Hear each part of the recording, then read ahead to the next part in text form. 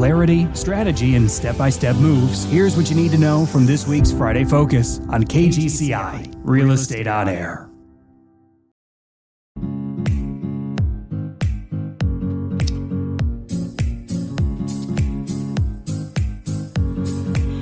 Okay, I think we're ready to go here. Yeah, let's do this. Hey, welcome to, let me get rid of that. Welcome to Probate Weekly. I'm Bill Gross, at Bill Gross Probate on social media, or BillGrossProbate.com is my website. We get together every Thursday. Now, I do this live normally at 9 a.m. Pacific time, and then we rebroadcast this in the afternoon. But this is a special holiday edition. I'm actually on Jewish holidays on Thursday this week, hence the beard, which is part of the process. It's not a new me, it's the holiday process. But oftentimes I do about once every 2 or 3 months my own content, and they by far the most popular topics. And so this week I was going to talk about how I launched my real estate business at 60 years of age, and you can too. And I use the word launch specifically. I've been in the business before that, but like so many people, I really had to relaunch. But the key word I want to use is the relaunch part. And we're going to talk about how to do that, how to build your business, but more importantly, really to restart the whole thing over again and be successful, and how to use probate business in particular as a tool to do that. Just real quick, some housekeeping. This is Probate Weekly, so you can sign up if you want to get notified when we're on the air live here at probateweekly.com. Just put in your email address, and we'll be glad to send you notices when we go live on Zoom. If you scroll down a bit, you can sign up for audio formats, Apple Podcast and Spotify and other formats. You also can see past episodes on YouTube if you're interested in doing that as well. And additionally, we continue the conversation on Facebook. Our group is Probate Weekly. Love to have you there. We have about 4,000 members. And you can go there and post your content. We have agents who do it all the time. They put their interviews, their content to get more views, more likes, as long as it's probate related. We don't want to have non-probate information on there, but love to have you participate in the Facebook group. Okay, so all that said, our topic this week, let me get to the main thing here, is launching or relaunching your probate business. And I want to use that word launch specifically, and we'll talk about that in just a second. So my story, so I had been in real estate since 1986, and I relaunched my business in 2019. So I've been in business at that time for 33 years. And I've been an agent, I've been in mortgages as well as real estate, I've been an agent, management, sales manager, executive management, owner of my own company, with a lot of different angles to my business. I got involved with a company as in their management, did recruiting, coaching, helped them build and really double their footprint, became the executive vice president of a 5-branch, I took it over, it was 3, when I left it was 6, actually, branch franchise company. But I realized after a period of time, I didn't like working for the owner. I didn't like working for anybody, don't like working for the man. Particularly that owner, I think, wasn't able to provide the things that we had promised and talked about. And so I realized I just didn't want to do it anymore, and I was 60. I could retire financially, but it would have been very, very limited financially. And I felt healthy enough and energetic enough and passionate enough to want to work some more. But I had to start from scratch. So I was out of management. I had no leads, no deals, no listings. I was 60 years old, so that meant a couple things. A positive, I had a lot of experience and knowledge. The negative, I had the same energy I used to have. I couldn't work 20 hours a week anymore. I also had more responsibilities as a family member. And I am me, and I say that to mean, I didn't have a TV show. I wasn't particularly charismatic. I have some positives and negatives like most people, but I don't think there was anything in particular that I could point to. I'm not an ex-NFL football player getting into real estate or an celebrity of some sort. So I was what I was, but what I did do was I took an inventory of myself, and a couple of things I noticed was I had very strong knowledge about the business, and I had good experience. I had done a lot of transactions over my career. Now, I talk to people all the time who limit their inventory of themselves in these areas both, meaning one of my team members, shout out to Patricia Castillo, who was a title company's escrow officer. She had tremendous knowledge of real estate, but she considered herself brand new.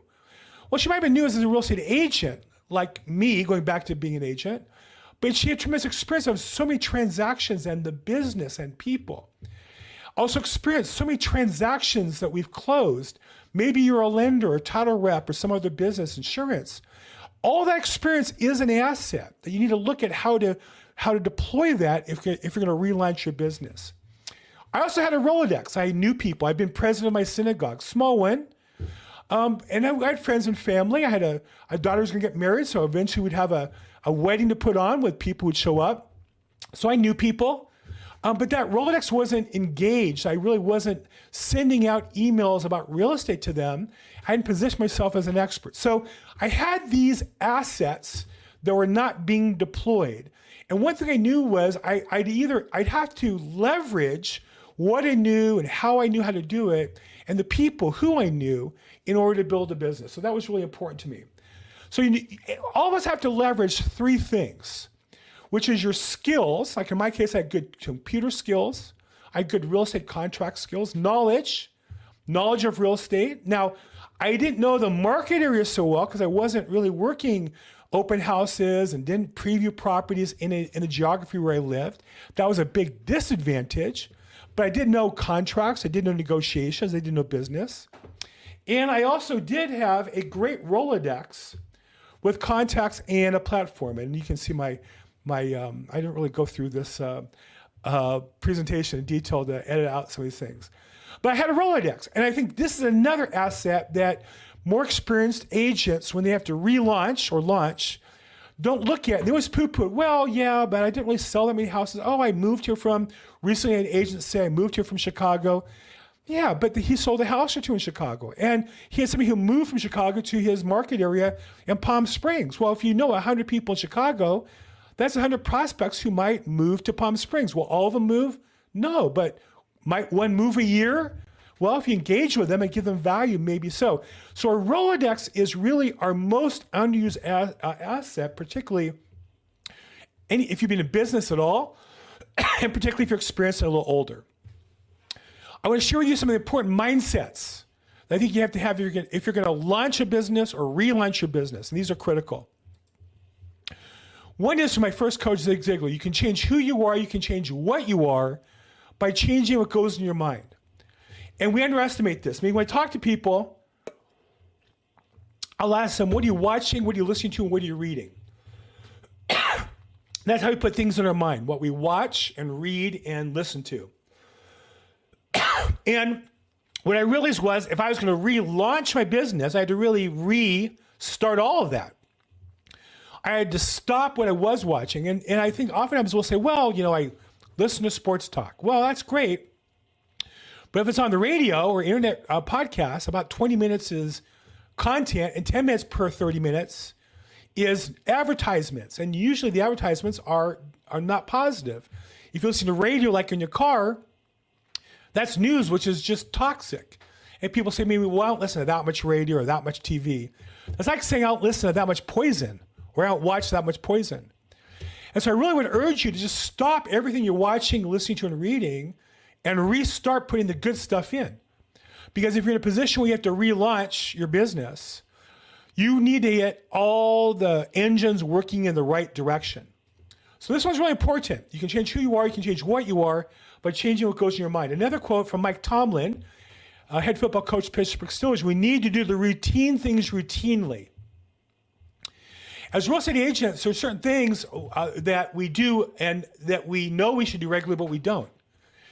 Meaning, if we're going to go to a real estate networking event, we should go every week or every month and be the superstar at that event.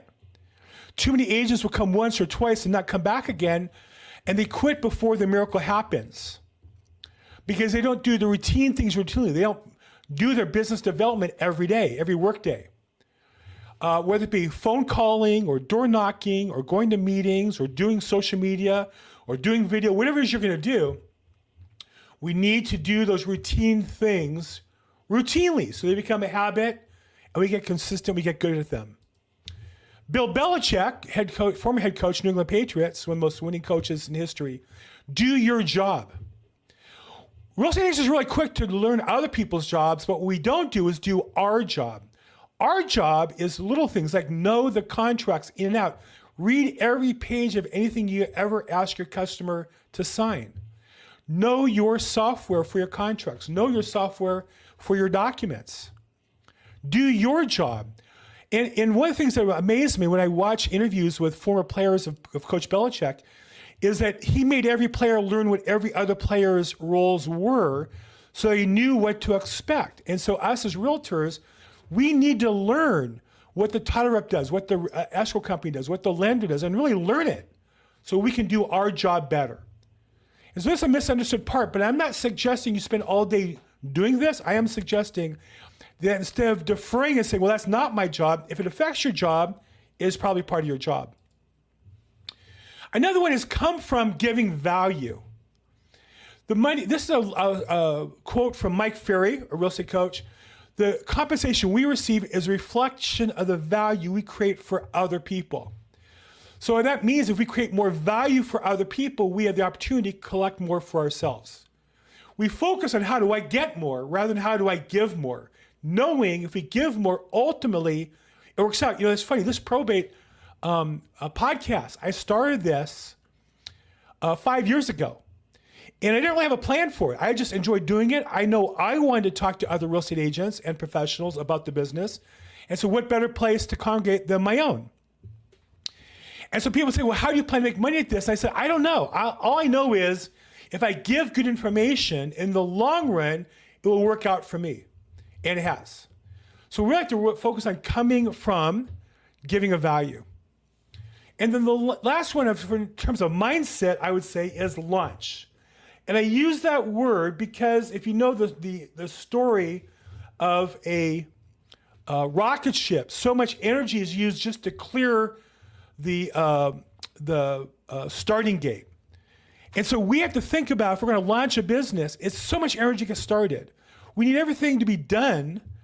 We need to do it with intensity. We can't afford to waste time on things that aren't going to work. And so I want you to think about launching, not doing more. Now, look, if you're doing well and you're achieving goals and want to do more, great, do more. But if you're struggling, oftentimes it's because you need to relaunch your business rather than just add more stuff to do in a business that's not being successful for you. Okay. Point 2 is your foundation. And this trips up so many people. And I just want to say, it's really not negotiable. You don't have to like this.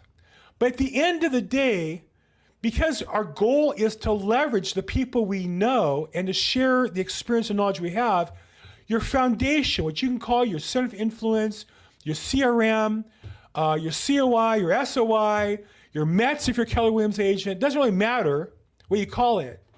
You need to have a methodology of collecting everybody you know and effectively communicating with them to give them value.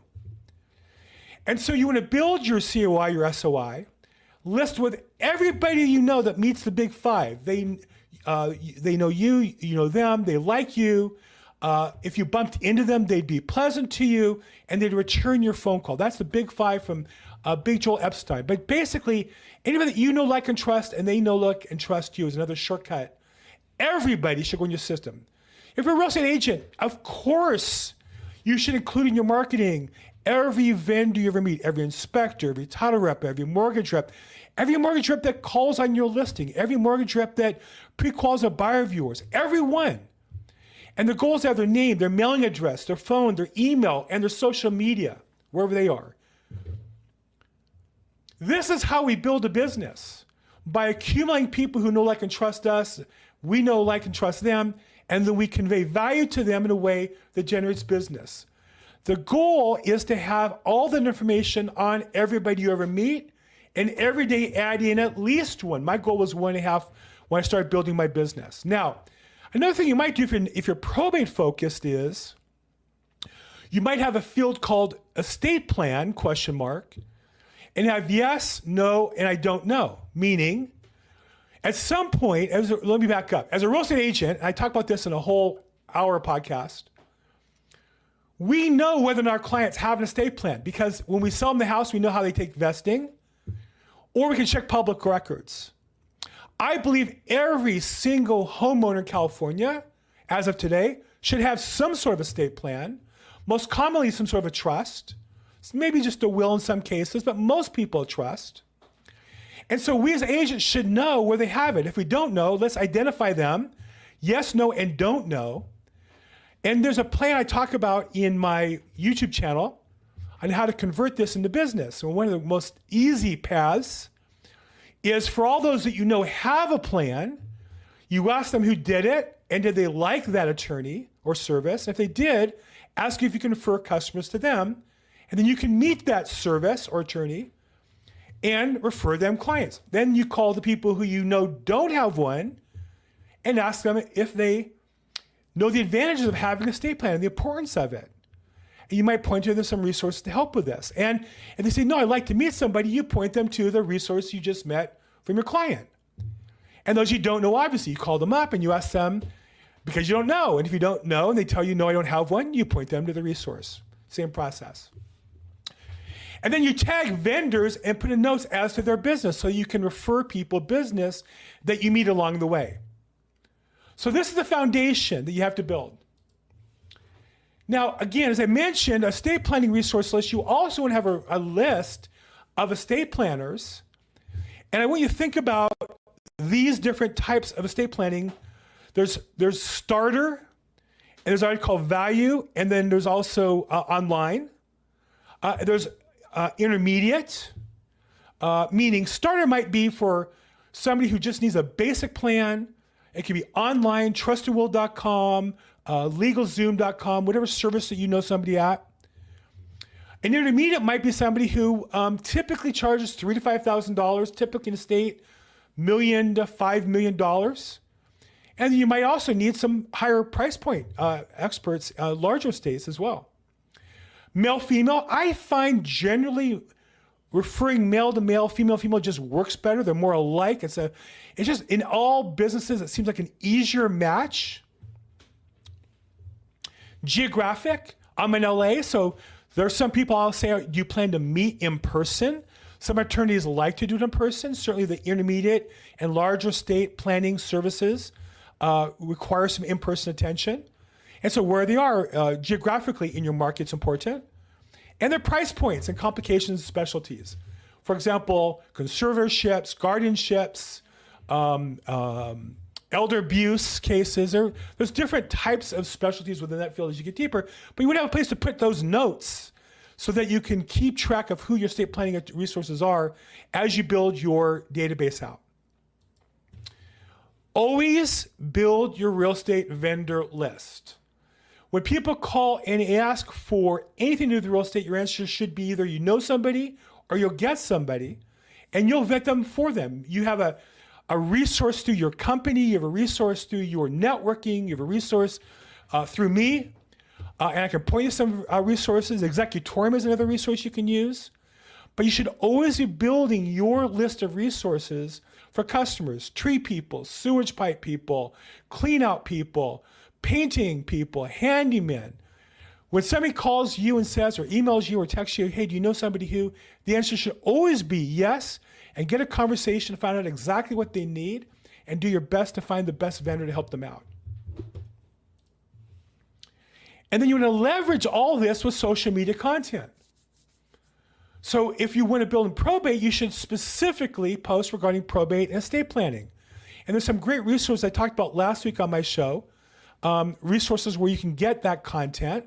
If you watch the channel I did last week, or the episode last week on YouTube channel, I mentioned 3 resources: Executorium, trustedwill.com, and Jet Surety. And if you want to text or email me, I'd be glad to send you those links. They have great content that you can read, learn, and then restate in your own words on your social media. You also can interview vendors, attorneys, people that you meet along the way, and put that on your social media, whether it be Facebook or YouTube or other channels. So you meet people, you learn about what they do, and then you want to share that information with as many people as possible. Okay, now next, as you launch your business, and I just gave you back the basics, you're getting your kind of material organized, you want to pick your focus or your unique selling proposition. your unique selling proposition. Now, I do have for some resources, but you want to pick on one and focus on that one, do it well, and then launch it. And that is second and third. Now, your first one should be your center of influence. People you already know. And then you add on top of that one, whatever the niche is you're going to work in. So for me, I started going to court, meeting their families and attorneys at court. But I started with my COI, my center of influence. And because of that, while I was at court, I met people I knew who now knew I was in real estate and in probate. And as a result, got business right away in court when I bumped into them. So it's really important to start with the COI, the people you know, because there's people that you don't know their wife is a probate attorney. You don't know their husband is an estate planning attorney. You just know they're a painter or they're a, stay-at-home mom. And you'll find out there's good business there in your center of influence database. Then pick that one and then add a second and then add a third. And on my website, I do offer a couple different, or I should say my YouTube channel, a couple resources. If you go to my YouTube, which is youtube.com / Bill Gross probate, you'll find 11 ways to sell, 11 ways to make money in probate, and 11 ways to buy real estate in probate. You also go to my link tree, which is billgrossprobate.com. It has my link tree in there and my YouTube channel and those 11 ways. Those are different ways you can think of your niche. But if you want to develop your own unique selling proposition in probate real estate, we're going to discuss how to do that. So first, you need to understand the probate process and the role of real estate in that process. And then there's legal considerations depending on where you are. In California, very legalistic. In other states, less so. And then depending on how complex it is. In California, very complex. That's why I got involved with attorneys. In other states, less so. You're less involved with attorneys because the process moves along a little better, a little faster, and a little easier. So you need to understand your market specifically on how to do that. But you need to understand the probate process. Now, I recommend probatemastery.com has great training. And so before I started designing my business plan, I took that training live at that time. It was 3 days. It was intense. About 12 hours of online time on a Zoom call and material. But I understood the process so I could then find my way through that process. Then I looked for specific ways I could add value. And for me, in the course of that class, the teacher challenged us to go to court once to check it out. And I recommend everybody who's going to be involved in probate specifically to go to court and learn what the probate court looks like for your customer or the people you want to have refer you business, the attorneys. And by going there, I found my niche, because I was pretty smart about law and contract, was being able not to advise customers legally, but to advise customers from a business sense and to connect them with attorneys and help attorneys with the business sense of real estate. So again, you define your unique proposition by knowing the process and saying, well, where is there an intersection of what I do well, what the market seems to need, right? And what creates value for those people. Then you want to define your target audience. Now, your target audience can be attorneys, could be families, or could be vendors that can refer you that business. Title companies, escrow companies, mortgage lenders, reverse mortgage lenders. In fact, I have a huge list of different people, different types of attorneys, probate litigation attorneys, real estate attorneys, bankruptcy attorneys. But I have a whole nother list of people, nurses that deal with adults, chaplains. None of those really worked for me. I picked the one that worked for me. You need to pick the one that works for you. I have a friend, shout out to Melanie Hand in Tampa, Florida. She's a nurse. She's the probate nurse. I have other friends who work with mortuaries. He was in that business. That's a natural for him to work. And there's services that bridge between mortuaries and probate, because oftentimes people need money right away to cover burial costs, or want to have a budget for the headstone. Don't have the money to do that. I know other people who specialize in the nursing home transition process or adult living care process, and they work with those sales reps. I know a gal who once, her best friend was a sales rep at an adult project. And she told me about how she would go with the best friend, and other of her friends' colleagues would go out to drinks with them. I said, you go out to drinks with 4 or 5 potential referral sources. It was a big company that had multiple properties, and they had multiple sales reps. And she didn't even think about the fact that she had a whole population of people at her fingertips. So again, you need to look who's best for you. Wholesalers is another one. Other real estate agents, if you're an established agent, learning probate and teaching other realtors in your company, in your team, in your franchise is an option. But all these are different types of clients that you can use for your business. You also need to analyze the competition. One of the reasons I got into probate was the biggest real estate agent in probate here in LA, I thought, did a terrible job. Literally, I live in a very desirable neighborhood for people like me who are religious Jews. I have friends who want to live in my neighborhood. Very limited supply of houses, even in this market. The lady across the street, I knew she passed away. We knew her. We had befriended her. She was an elderly lady. We knew she died. We didn't know if she died in the house or not.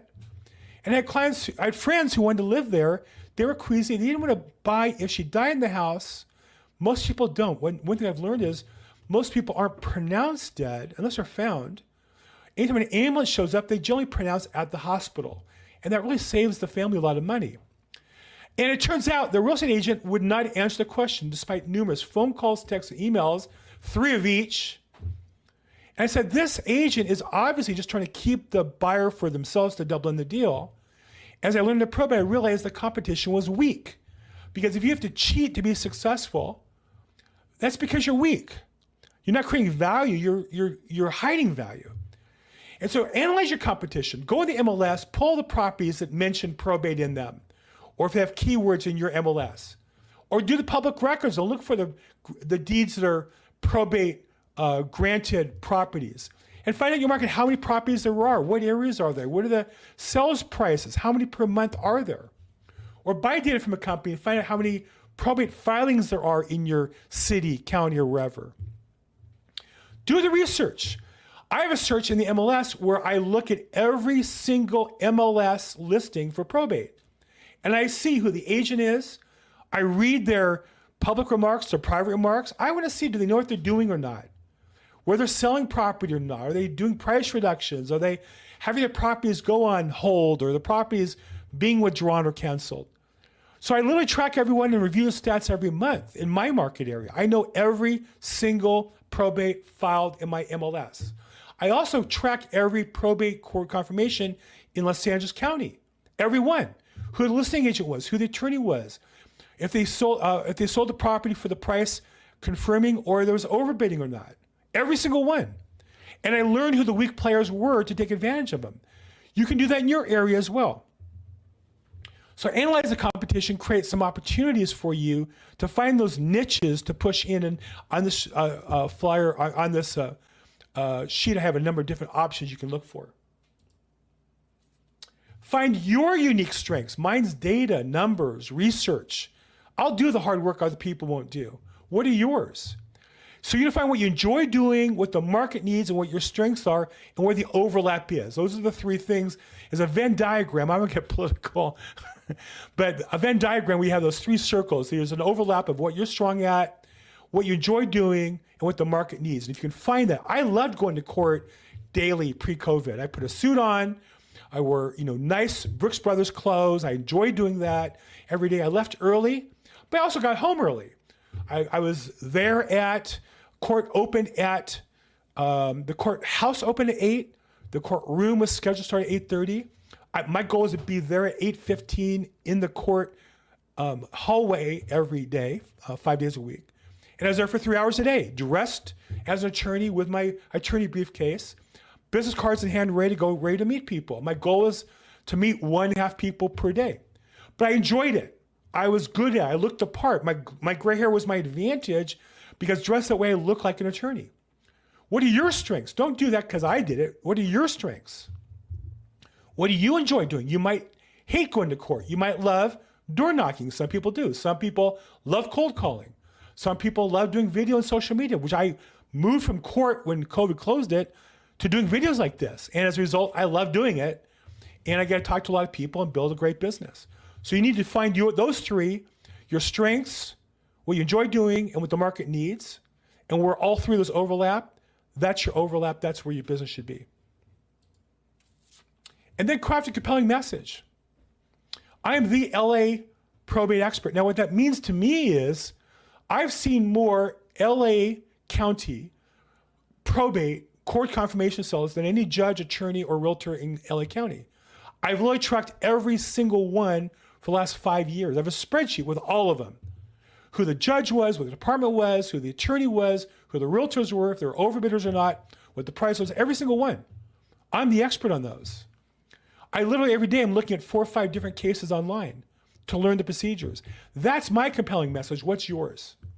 Now, it doesn't have to be in that area. It could be nursing homes. It could be working with title companies, escrow companies, mortgage lenders, working with other agents. And it might not be so legalistic if you're not in Los Angeles, or you're not in California. But you need to have a clarity. It might be estate sales. It might be auctions. But it should be a clear message where you create value for your customers that they go, I want to work with you. And that's the goal. And then how do you market it? You want as many people to see that message as possible, so then they come to you. You know, my videos today, I get, 600 hours a month. That's almost 24 hours a day of people watching my YouTube channel. That doesn't count Facebook, LinkedIn, Twitter, Rumble, Twitch. I get people call me every day with questions about probate and about real estate. That's what I want. And when I do talk to people who haven't seen me online, I try to push them to watch a video. I've literally had sellers call me, say they're referred by an attorney. We talk on the phone for the first time. They've never met me. And I'll say to them, well, if you're going to interview 5 other realtors, I'm probably not the right agent for you. I'm an expert in this field, but I'm not sure that you know how to differentiate that. And let me do this. Let me just send you my information. And while you interview the other agents, and if I can help answer questions, feel free to call me back. And I've had 2 sellers come back to me, say, I saw your YouTube channel. I get you are the expert in this field. Will you list my house for me? I want sellers who that's my whole listing presentation. Will you list my house? And my answer is yes. Because they've already met me online. They've already seen me online. They've already seen my material. They're referred by something important to me. And that way the market is inbound rather than outbound. That's the goal. Now, you can't build a whole business on that right away. That's where I am after 5 years, where my whole marketing now is coming back to me. And you can do that as well. But you have to start with the steps, like I said, the foundation at the very beginning. And then you have to have that marketing, unique selling proposition that you're getting out to your people. So get into action. Spend 3 hours a day on business generation.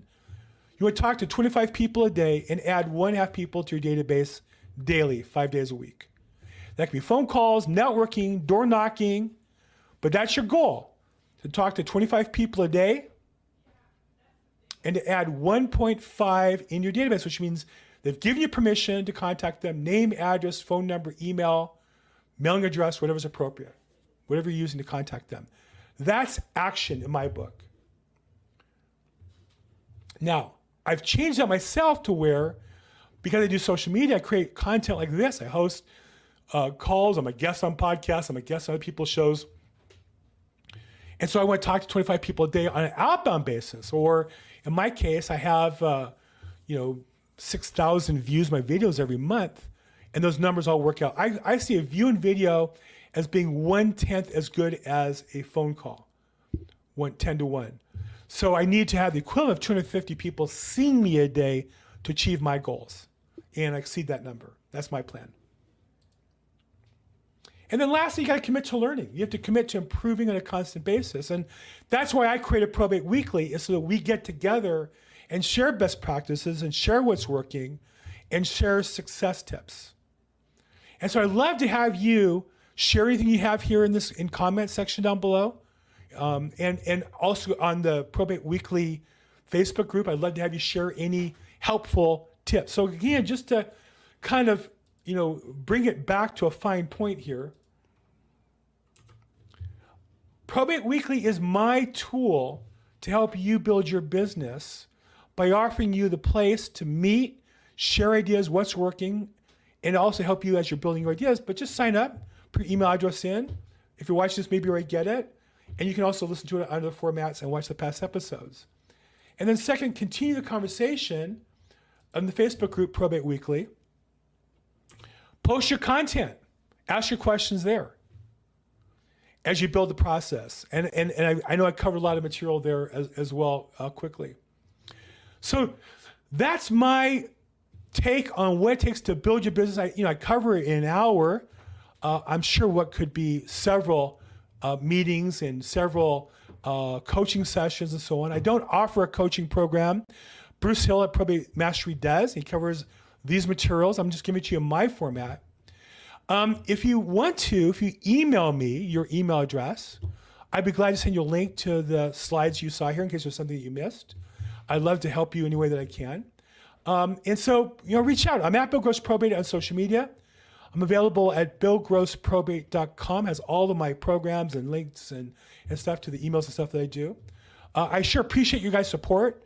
I think that my fellow real estate agents have been a source of business, but more importantly, inspiration and support through this 5-year period. And I started 5 years ago, having left management, actually 2 companies in a row, and both on, it's just horrible how companies let employees go in both cases. I think they treated me horribly for the work I did. But, and it was frustrating at the time. And I did rely on my faith and support and friends and family.